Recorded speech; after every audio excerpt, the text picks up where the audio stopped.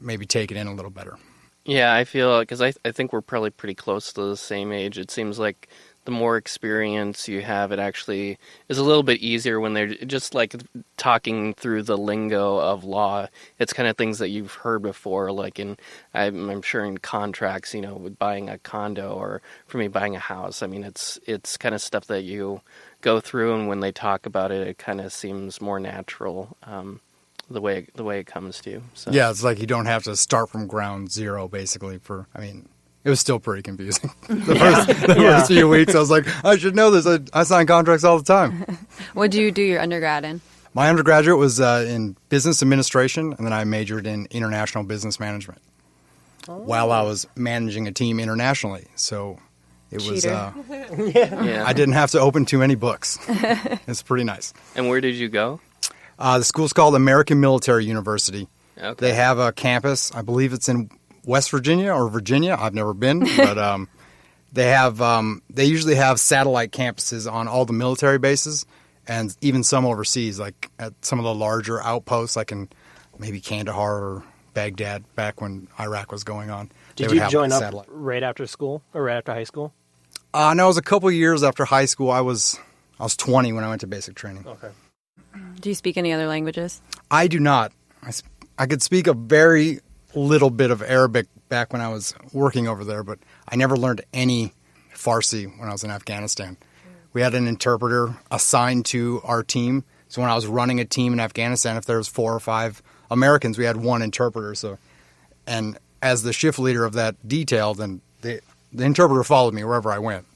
And what was the feel over there, I guess from a political or policy perspective of people in the military just being over there in Afghanistan? I know looking back at it now, even a lot of the people that were for the war up until a few years ago have said, yeah, it was a mistake to go into, parts of, into Iraq, and maybe even for Afghanistan as well. Was there ever an issue with that when you were over there, or how do you see it kind of as it's played out now? Like as far as the morale for the soldiers? Well, I guess both that and then how soldiers felt about being there, or even how you feel now about our engagement over, I guess specifically but in Iraq, but also where you were in Afghanistan. Yeah, I guess speaking from my personal experience, the policy never really came into effect. It was never part of my daily life. I'd wake up with whatever section or platoon you're with, and you guys operate together. So you're pretty small ecosystem there, where you're not looking real big picture. You're just kind of looking at those who are immediately around you, what you have to do the next day, and accomplishing the task at hand. So like the big picture policy stuff, we wouldn't even discuss it. So you guys are never like, oh hell, why the hell am I here? Well, I mean, we all knew why we were there. We all signed up for it. In one way or another, you joined the Army after 9/11. During that time, we were going overseas. I went to basic training probably a couple months after we invaded Iraq. We had been in Afghanistan for a couple years at that point. That was my intent when I joined the military, was to go overseas. I mean, obviously, some people might have been regretting their decisions after, our 12-month deployment got extended to a 15-month, or after particularly hard days out in the city or whatnot. And yeah, it's tough, but we all get through it together. It's a very family-orientated environment setting. Do you how do you feel now about that sort of environment when the actual people out working in the field are these sort of, like you said, small ecosystem platoons that are very concerned with like their unit? I mean, how do you feel like that on a larger level, now that you're in law school and you're going to be like asked to think about these things? How do you feel like that affects our strategy in general?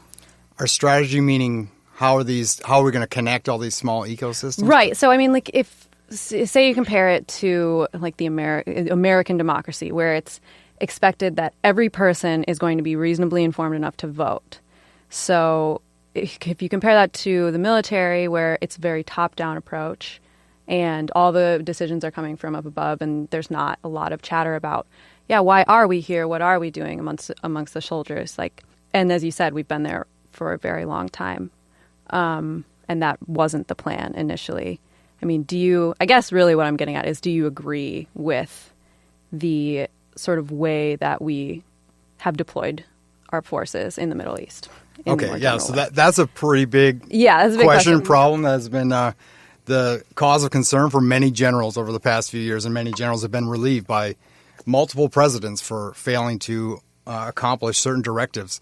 So it's difficult to move forward, especially in the region of Afghanistan that's so old, just ancient culture, and they have a very particular way of doing things that's not in line with how Western democracy functions, how we conduct businesses night and day, basically, to how people in Afghanistan handle themselves. Where a good example would be here, Washington, D.C., capital of the United States, right?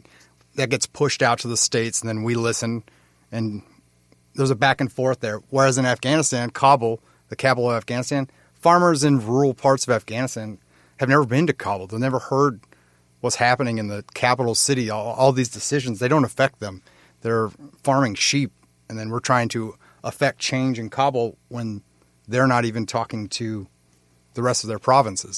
So it really doesn't make a difference. So, like, if you were to, say, spread some kind of political reform in the main city, they don't have the network to spread those ideas throughout the rest of the country because they're just not connected to... Exactly. Okay. It's almost like an island.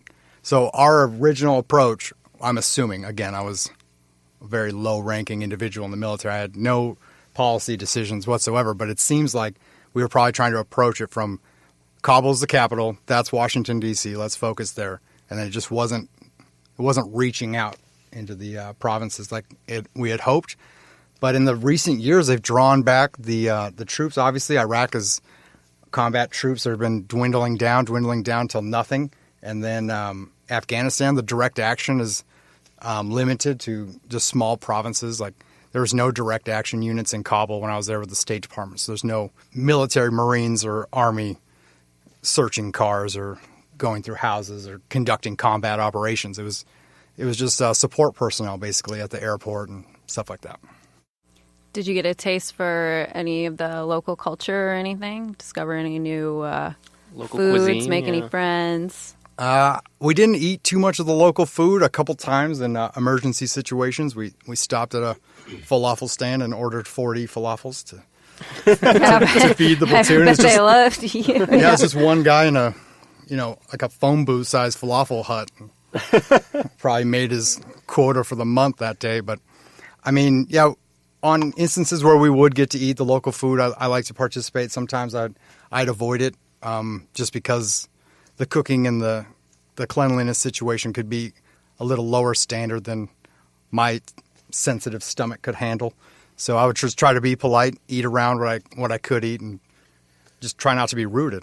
So what kind of, like, off-duty R&R did you guys do in Afghanistan? So while we were in Afghanistan, when we weren't working on missions, our options were going to the gym, getting a degree, and watching movies over and over again.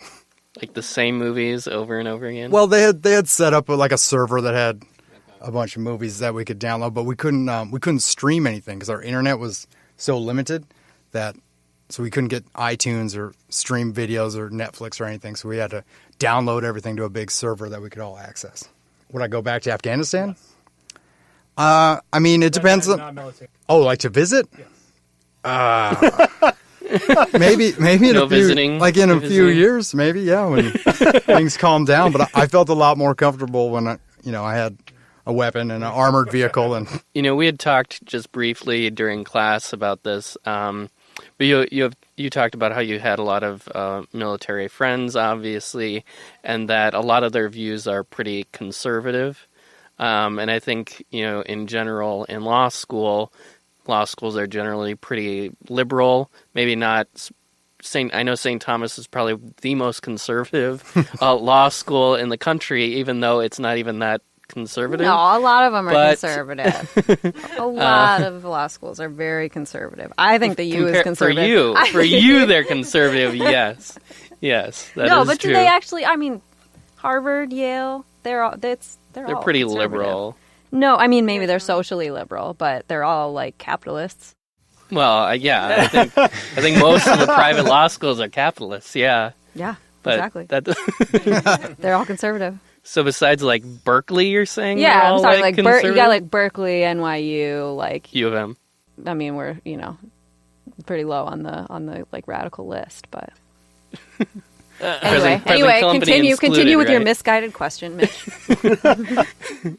So anyway, we had been talking about that a little bit. I guess, how do you wrap yourself around kind of that more of a being in a more liberal space compared to being in probably much more conservative military space, or do you see a lot of right-winged people within the military? You got to remember, the military consists of a majority of the people are from the South, so they bring their Southern conservative values with them. A lot of small town people, a lot of kids from Texas. Like I would always say, if you gather 10 guys up from the infantry, 8 of them are going to be from Texas. They love it. They love the military. I did 7 years in the Army, 7 or 8, and then 4. So 11 years total. I met 4 people from Minnesota, either doing security contracting or in the military with me. It was pretty rare. 3 guys in my whole unit that were from Minnesota. One was a mechanic and one was my executive officer, and it was just strange. So we automatically became friends because we were from Minnesota. But yeah, it's pretty conservative. The first time I guess I noticed it, I was in basic training. I was 20 years old. The drill sergeants come in the room and they informed us all that now that we were at basic training and joining the Army, we were Republicans. And that's just what we do. Like, we vote. Yeah, you vote Republican now, son. You're in the Army. Okay, I was like, we got okay. we got some constitutional violations right off the bat. Yeah, this is good. Just so you know, Republicans always vote for bigger military budgets and this, that, and the other thing and all that. So, I mean, it's obviously there. It's present. Mm-hmm. Did they call you Yankee? No one called me a Yankee. Most people could not point to Minnesota on a map. If it didn't have the states broken up, like if it was just a picture of the United States without it divided, I would often ask people to point to it, and no one could. They all think they confuse it with Michigan a lot too. Yeah, they point sometimes, but sometimes they point like at Missouri. Or not even close. Jeez. They knew it was in the middle. Wow. Some people knew it was by Canada, but they just couldn't really That's our point it out. education system failing. How would you describe yourself politically, like more independent? If you can't You tell, don't have we're to a answer that. very Republican, right-winged, Rocky De La Fuente-esque. yes, show. Yeah, I mean, I guess really conservative people would probably view me as a liberal, where very liberal people would view me as a conservative. I'm kind of in the middle, I guess. There we go. There we go. Yeah. I mean, I don't really keep to one side specifically, but It's fluid, depending on... I was just going to say for the listeners out there, Joe and Anthony just fist bumped. So, yeah. Yeah, there was some kind of weird, middling fist bump over there. Hey, now. I would describe it as an awesome fist bump. Yeah. You gotta be I open-minded. thought you weren't biased.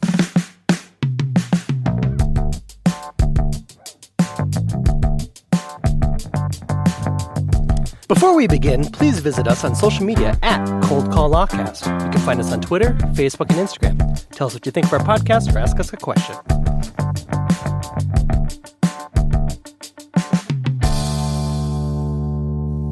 Welcome back, everybody, to the Cold Call Lawcast. So a week or so ago, Trump mentioned getting rid of the 14th Amendment, which is the birthright citizenship aspect of the amendment.